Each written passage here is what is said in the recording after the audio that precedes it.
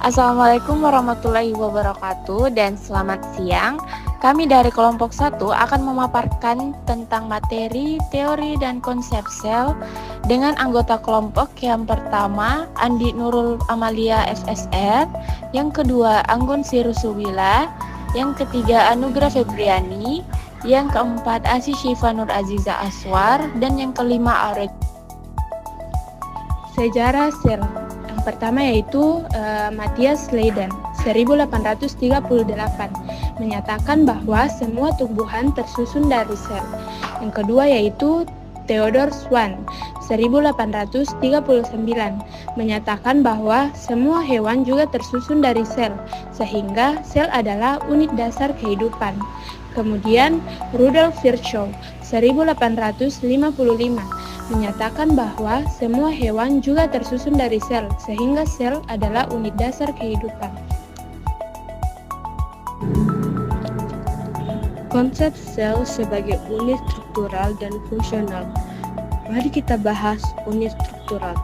Unit struktural adalah sel yang merupakan bagian terkecil yang menyusun tubuh makhluk hidup, baik uniseluler seperti bakteri, protozoa, maupun multiseluler seperti manusia, tumbuhan, dan hewan. Selanjutnya, kita akan membahas unit fungsional. Unit fungsional adalah sel untuk menjalankan fungsi kehidupan seperti metabolisme, sintesis protein, transport zat, pertumbuhan, dan reproduksi.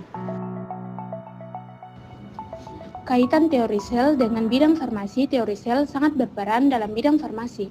Yang pertama yaitu pengembangan obat berbasis sel. Contohnya kemoterapi kanker yang menargetkan sel kanker tanpa merusak sel sehat, dan obat berbasis bioteknologi seperti antibodi monoklonal untuk terapi penyakit autoimun. Yang kedua yaitu penggunaan sel sebagai model penelitian. Uji coba obat dilakukan pada kultur sel sebelum diuji pada hewan atau manusia untuk penilai efektivitas dan keamanannya. Yang ketiga yaitu teknologi sel punca atau stem cell therapy. Digunakan dalam terapi regeneratif untuk penyakit degeneratif seperti Parkinson, diabetes, dan cedera sumsum tulang belakang. Yang keempat yaitu pengembangan vaksin dan terapi genetik.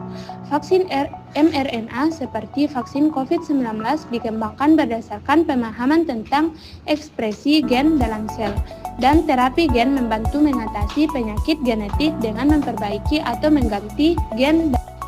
Kesimpulan, teori sel adalah dasar biologi modern yang menjelaskan bahwa sel adalah unit terkecil di kehidupan, berasal dari sel sebelumnya dan menjalankan fungsi vital. Pemahaman tentang sel telah memungkinkan berbagai inovasi dalam bidang farmasi, termasuk terapi seluler, pengembangan obat, dan penelitian penyakit.